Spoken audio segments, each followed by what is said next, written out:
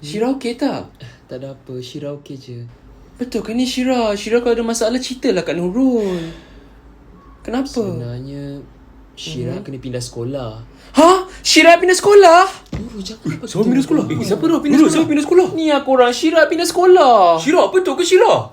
Weh, Syira, kenapa pindah sekolah Syira? Weh, Syira, kenapa? Syira tak boleh ke stay je sekolah ni? Boleh. Papa Syira tak bagi. Papa dia tak bagi. Tu, aduh, papa dia garang. Syira bila pindah? Esok. Ha? Esok? Weh, serius ah? Kenapa tak nak bagi tahu kita orang awal? Sebab Syira tak nak nanti korang sedih bila Syira Syira, pindah. janganlah macam tu, Syira. Kena bagi Tak apalah, kalau macam tu hari ni kita spend time dengan Jom, Syira. baik, kita belanja Syira. Jom Syira. Tu bukan Syira ke, weh? Syira datang tu. Syira. Syira apa jadi Syira? Syira apa jadi Syira? Syira tak jadi pindah ke? Syira tak jadi Weh, pindah. Syira tak pindah. Weh. Tapi macam mana Syira boleh tak jadi? Oh, lah, kenapa Sebab Syira? Syira cakap kat Papa Syira, kawan boleh cari, tapi family tak boleh cari. And Syira anggap korang macam family Syira sendiri. Oh, Syira.